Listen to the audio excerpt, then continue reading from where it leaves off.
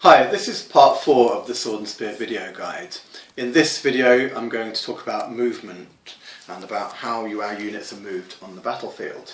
So we've still got the same two armies as last time, the same forces we looked at in the last video. We've got some Saxons here facing some Normans. I've put some action dice. We've been obviously quite lucky. We've got a good roll with these action dice, a 3, 2 5s and a 6, and I'm going to use those to illustrate some of the different movement options that are available.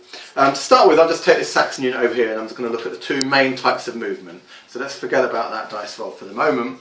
Okay, and we'll look at the two main types of movement that are available to our units here. Now our Saxons are heavy foot, so their movement is 2 distance units. From some of the other units we've got here, our medium foot Norman crossbowmen and our light foot would move 3 distance units, and our Norman knights will move 4 distance units. So, and obviously those distances can be affected by terrain. But in the open, our Saxon spearmen here will move 2 distance units. So the most basic kind of move is an advance. In an advance, you move straight forward up to your movement rate. So an advance, remember this needs an action dice equal to or greater than their discipline. So on an action dice, there is a discipline 4, so with an action dice of 4 or higher, the Saxon spearman can carry out an advance. So in an advance, we're moving straight forward up to 2 distance units. We can then shift 1 distance unit to the side if we choose to. So I could put this here and we can go up to 1 distance unit either side. I can go that way 1 distance unit, or if I wanted I can go this way 1 distance unit. So we go up to our full movement straight forward and we can shift 1 distance unit to the side if we choose as well. Effectively that is advancing on an oblique angle if we want to shift as we advance. Okay. So that is our most basic kind of movement, which is an advance. The other sort of movement is called a manoeuvre. In a manoeuvre we need an action dice higher than our discipline, or in the case of the Saxon spearmen who are undrilled, they need an action dice 2 higher than their discipline. So if these want to carry out a manoeuvre, they actually need a 6. So let's assume they've got a 6 on their action dice, they can carry out a manoeuvre. In a manoeuvre we can go in any direction we like and end up facing any direction we like. We measure the furthest moving front corner, and that can't go more than our movement allowance. So let's say we want to carry out a manoeuvre with them. I could, for example, do something like that. This corner has moved further than this corner, so I've measured that one, and it's gone 2 distance units. Okay, I could choose to go up to 2 units directly to the side if I like that, just as my manoeuvre. I haven't gone quite my full movement there, I've moved to the side a little bit. Okay, so that's a manoeuvre. From here I could manoeuvre this way, or I could keep facing the same way and manoeuvre like this. Okay, so we've just measured the furthest moving of the 2 front corners.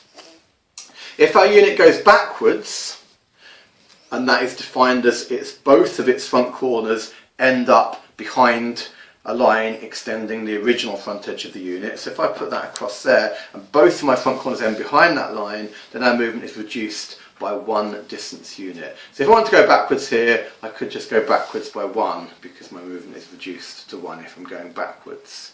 So it's a little bit more difficult to go backwards. Okay, so those are the 2 main types of movement: an advance and a manoeuvre. So going back to our activation dice that we've got here, action dice that we've got allocated here, let's have a little look at what we might do with these action dice here. Okay, so we have our skirmishers here. They want to move and shoot, and to move and shoot they do need an action dice higher than their discipline. Normally skirmishers can manoeuvre on an action dice equal to or greater than their discipline, so they could actually do a manoeuvre on a 4, but if they want to shoot as well they need an action dice higher. We want to shoot at the Norman cavalry over here, so we can move these up to 3, so I could go to there if I particularly wanted. There wouldn't be any point getting that close because all I need to do is be at shooting range. The shooting arc, as we'll see later in shooting, is straight ahead, so I'm just going to move these to somewhere like that, and they'll be within shooting arc of the Norman cavalry. Okay, the Normans have already activated this turn, we can see from their dice, otherwise that would be a bit of a silly move because we'd be charged soon afterwards. So they're going to do that. Remember, we should go in order our action dice here, so these The Saxon spearman in the middle should be moving first if I was moving all of these within the same phase. The Saxon Spearmen are discipline 4, but they've got the general attached, so they can carry out an advance. So let's assume they want to carry out an advance, and they go straight forward, and for some reason they want to shift a little bit this way. So that's their movement. Then we've got our 2 5s. So as we said before, the archers are going to move over to there, and they will shoot as part of that activation, and then they'll turn that dice to a 1. The Huskarls here, they're discipline 3 undrilled, so they need a 5 to carry out a manoeuvre. They could carry out an advance and end up lined up next to the Saxon Spearmen here, but they're a little bit concerned about the flank threat from over here, so they actually want to turn to face that flank threat, so they're going to carry out a manoeuvre and end up facing like that to stop the Normans' cavalry coming round on their flank. And they turn their dice to show a 1. They should be showing a 1 as well. And lastly, our Saxon Spearmen over here, they want to actually get into contact with the Norman crossbowmen as quickly as possible. So they've got an action dice showing a 6, and as I mentioned in the last video, an action dice showing a 6 or a double can give them a bonus. And they want to use this bonus for movement. So instead of moving 2, as they normally would, they're getting an extra 1 bonus movement because of that action dice, and they're going to move forward 3 distance units, trying to close the ground with the crossbowmen facing them as quickly as possible. So they're actually getting some extra movement because of their bonus dice. So that was normal movement explained with individual units. But there's a special kind of movement that 2 or 3 units can do called a group move. So if we look at this here, we have 3 units together here, all lined up next to each other, and we have a commander with one of them. Now to do a group move, you have to have the commander with the middle unit of the group. So in this case we've got a commander with our unit of Saxon Spearmen, we've got our Saxon Huskarls and another unit of Saxon Spearmen alongside. So we can do a group move, and that means moving all 3 of these units together. To do a group move, we need an action dice that is higher than the discipline of all of the units in the group. So in this case we've got discipline 3, discipline 4, but the commander attached, so that becomes 3, and discipline 4 here. So to do a group move, we would need an action dice showing a 5 or a 6. If the action dice did show a 6, we could use the bonus movement for the whole group. So let's assume they've got an action dice showing a 5, we can move them as a group, which means we move all 3 units, and it must be an advance. So they must go straight forward and they can shift to the side.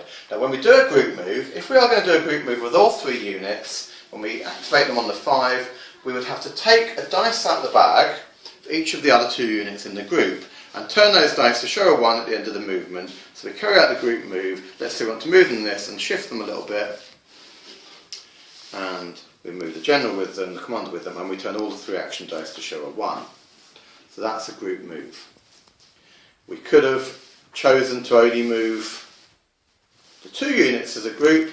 So let's say, because obviously remember from before we wanted to move the spearmen on this side faster, so we went to let's say we have a 6 on an action dice, and let's say we have a 4 as well. We could move just these 2 with a 4 because that would exceed both of their discipline. So we could actually use the 4 for these 2 units here and do a group move with those 2, moving those forward 2, and then as before we've got a 6 here, so we could actually use these with a bonus movement. Let's say we want to shift them 1 unit to the side, 1 distance, and we're going to move them 3 forward here with that bonus movement. So group move, take a dice out of the bag, put it next to that unit on the 1, and put that one on the 1. So that's group moves. A group move can't contact the enemy, so it's really used before you get into contact with the enemy, and it's up to 3 units at once. So with 2 or 3 generals, you can actually move most of your army in group moves and keep them lined up, because it is better to keep your units lined up when it comes to combat. So that's group moves. Okay, so that is how movement works. I'm also going to talk about charging in this same video, because that is part of movement. So I'm going to talk about charging and what happens when we contact an enemy. So let's assume here was our positions, and on a subsequent turn the Normans decide they want to charge our light foot here. Okay, so what would happen here? We need some dice then. Let's assume we've got some dice we've got high enough dice. So let's assume these Normans have got a 3 and the Lightfoot have got a 4 allocated to them. So that is going to allow them to evade. So the Normans decide they want to charge here. They have to charge straight ahead. When you're charging, you must go straight ahead if you would contact an enemy unit like that. So they go straight ahead. Because the Lightfoot have a dice allocated, they will evade, and that's going to allow them to move out of the way. They move back to here, and the Normans do a full move forward with their charge. Okay, and that will be the end of their movement. Okay, so now let's assume there's a little bit different. Let's put these back and we'll assume here is our position now. So instead of having what we just had, we've got this situation here. So now our Normans are going to charge and they're going to hit the Huscarls here. So we can charge straight forward, so we go straight forward and we make contact there. Now when we hit a unit, we rotate the unit to conform first of all, so we rotate it like that, and then the second conform move we do is we slide across, and what you have to do when you're making contact is make sure the centre of the unit is in contact with the enemy. We don't go any further than that, we just make sure the centre of the unit is in contact with the enemy, and that is how they will then fight. Okay, this means the Saxon player could put an extra unit in here, and the Norman player could put an extra unit in here, and they would also be able to fight as well. And that's how conforming works. If we look at another situation, for example, here is another situation we might have where our Normans want to charge our Saxon Huscarls again. As we can see, they've got the movement range. If we charge straight ahead, we will miss, but when you are charging, you can shift up to 1 distance unit if necessary to contact the enemy, in which this case is necessary, so we're going to shift this way first, 1 distance unit, and then we charge straight forward. So we can shift when we charge if necessary. Okay, we'll look at another situation here, still with the Normans charging the Saxons. Let's say our Saxons had come up to here in line with their friends, and we've got this situation here. Here we can see that if we just shift a little bit and charge straight forward, we hit the flank of the Saxons. And that's all we need for a flank charge. If you contact the flank of the enemy, it is a flank charge. Again, we rotate and then slide so that the centre of our unit is in contact. Okay, and that's how we conform to a flank charge. So generally when you charge, you hit the unit, rotate if you need to so that you're lined up, and then slide across so that the centre of your base is in contact. In Sword and Spear, units never line up full base to full base. We'd never get a situation lined up like this. If you are exactly in front of somebody and you charge, you shift one way or the other, so we're not lined up in full frontal contact. There'll always be a slight edge sticking out on one side or the other, so another unit can join in to that side. Okay, so that's how we would line up there. So that is movement explained. In the next video I'll be talking about shooting. So bye for now.